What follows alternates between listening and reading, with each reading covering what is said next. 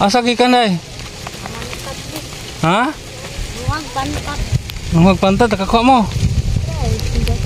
Si Judiana mga kabro na abutan natin ditong dadala po yung bunso niya.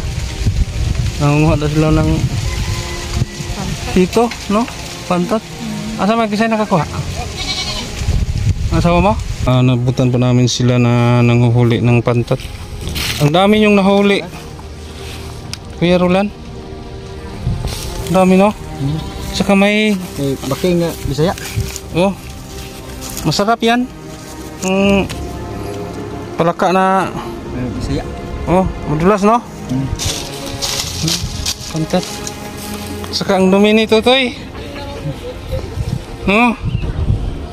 Kanina pa kayo, kuya? So, tama, no? Nabutan namin kayo. Pauwi na kayo, no? Yan, may biyaya tayo. Kaya ang dami nilang nahuli, oh. Wala na si tunok. May tunok pa yan. Ano yan?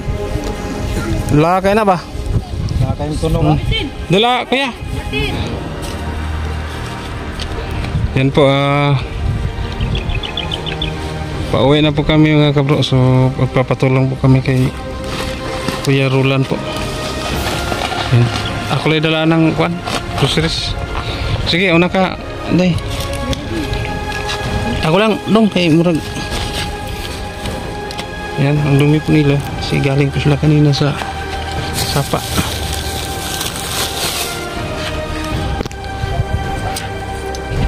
Sila yung grasya.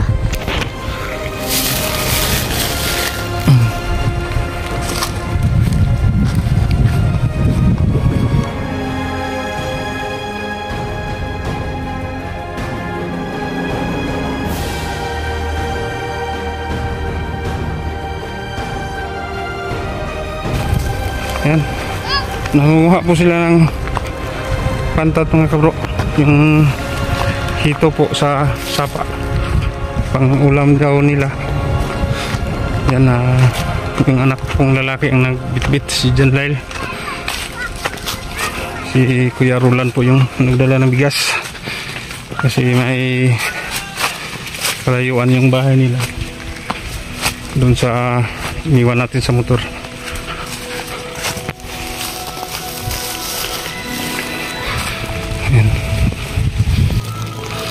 Yan, tamang-tama po na nadat na natin sila kasi yung dala po natin groceries nabutas. Gila ko eh.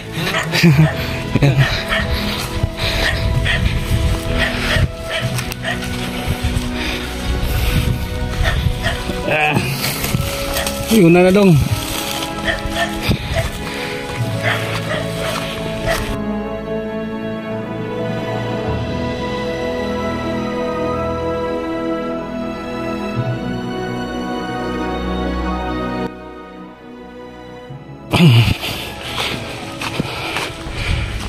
May pangulam na kayo, kuya? Oh, meron tayong groceries, ha? Pahinga muna kami saglit. Yan, galing pa po sila sa sapa. Nanguhuli ng palaka at saka hito. Ba't ka sumama dyan? Masyadong mainit ang panahon. Yan. Ang isa niyang anak saan? Sabi mo no, yung pangalawang punta ko dito. Nasa lolo, no? Nag-aaral. So, dalawa lang dito. Yan, ang dami pong huli nila. Pantat. Yan, dami. So, yun saan niya napagkuha? Kaya? Ha? Gamit ka ba ka balik so ko balde ba na magkuan may magabwa. Paubas? Paubas ba? Marami, no? So ulam na to ba, no? Ulam na. Nga 3 kilo, 4. Ito, kuya, baka makaligtas yung palaka. Kaon pa Masarap ito kuya. Gini. Itong Dati buki. Oh, Bisaya. walang langsa yan. No. Masarap pa yan kaysa manok na native, no? Kasi Judian, dadala po yung ano niya, maliliit na anak. Bata dito. Diba? Mm. Marami siya. Saka, kuya, buksan mo kuya, bigyan mo si Dodong ng biscuits. Yan.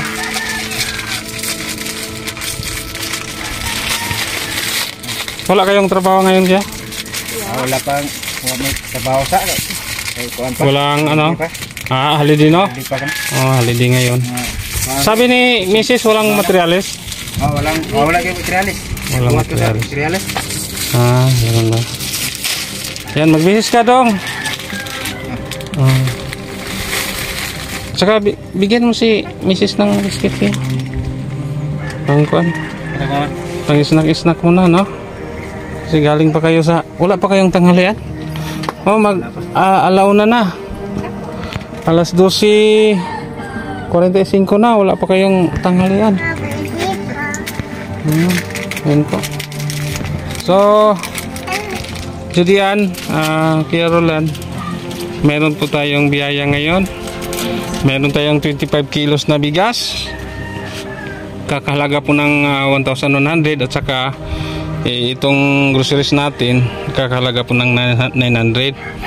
Yan po, pwede pong ilagay ninyo dyan kuya para makita po natin kung ano po yung mga pinamili natin. Yan, nakalimutan kong bumili ng sabon. Importante pala yun, no?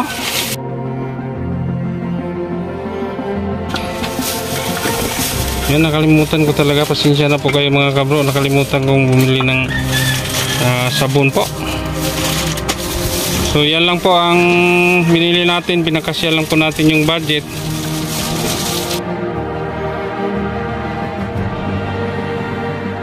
Joanne Anil from Houston, Texas. Nagbigay po siya ng 2,000. So yan, binili po natin ng groceries. Yan. Yan, anong pong masasabi mo, Judy? Salamat kayo sir. Mayroon na kayong groceries, no? Saka bigas. Yan ang pangunahing pangangailangan natin sa bahay ba? Bigas, ulam, no? Kuya, ano pong masasabi ninyo sa ating biyaya ngayon? Salamat kayo sa kuan. Pagkagawin ko kasi yan. Yan. So magpapasalamat po tayo sa nagbigay nito, si Joanne Anil from Houston, Texas. Yan, may pangulam na sila, libre na. At saka presko, buhay pa. Yung pantat ba? Ano to? May tinik. May kuat kunok. Layan, Kunok ka. Makamandag yung tinik nito. Yan to.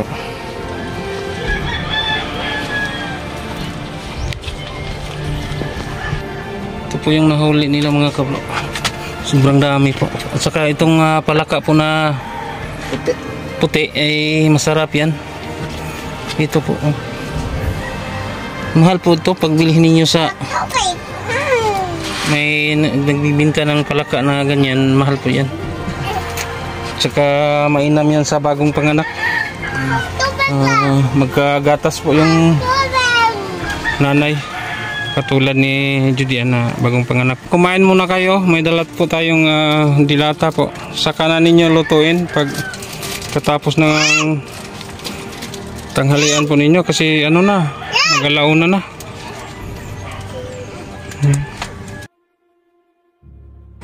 Yung anak mo, nabilhan mo ba ng vitamins? May gamot na lang po. Nabilhan na ninyo noong pagbalik ko dito, no?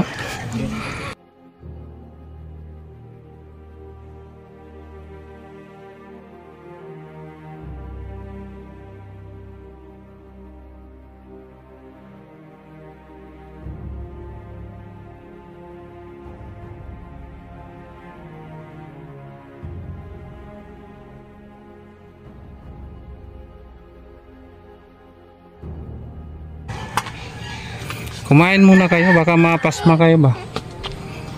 Nahirap na, no?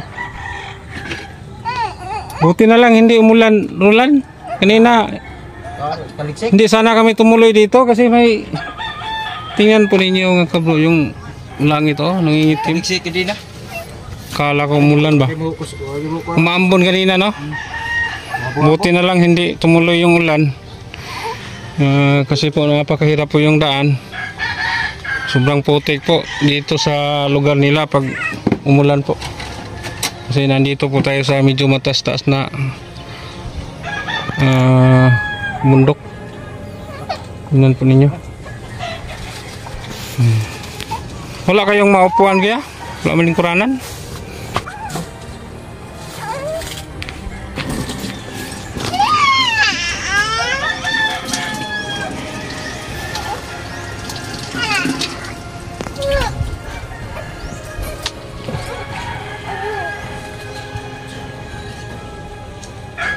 Ronel, Judian, pwede bang magtanim-tanim kayo ng gulay sa paligid? Ha? Malunggay. Ganyan. Wag lang muna ngayon kasi init pa, no? Kurisma. Pag tag-ulan magtanim-tanim kayo ng gulay. Kung sakaling wala tayong ulam, makapaglaga tayo ng dahon ng gulay, dahon ng malunggay, yan, spinach, ng alugbati. Sagol-sagol lang, Roland, ha? Magtanim ka dito sa paligid, okay lang naman siguro ang may-ari, no? Okay naman.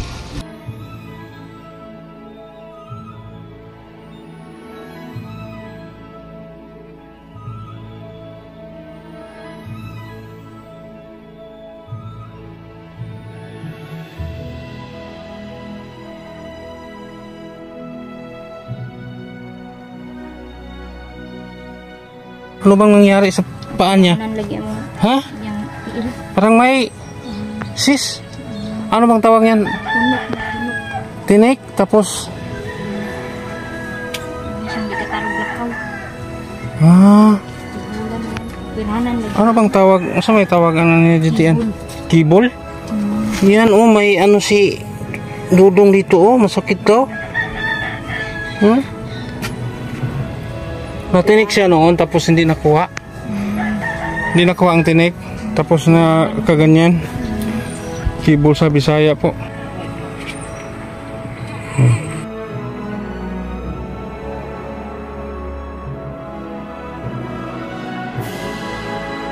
Roland, Judian, payo ko sa inyo, huwag lang munang dagdagan ng anak niyo, ha. Mag-family planning tayo, no? Para hindi mahirapan ang mga anak natin. Hindi tayo mahirapan sa pagpakain, no? Lalo na ngayon napakahirap po yung trabaho natin na walang permanente po. Tama lang muna yan. Nasa inyo na yan, mag-family planning.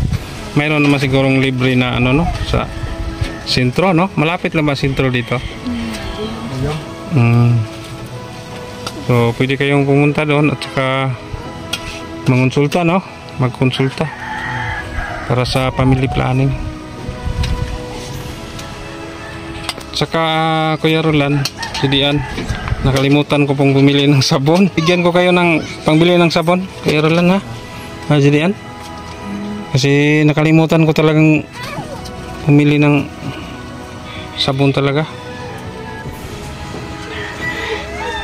Basta ang payo ko sa inyo, magtanim sa paligid. Mag-family planning, yun lang ang solusyon na di tayo masyadong maghihirap, ha.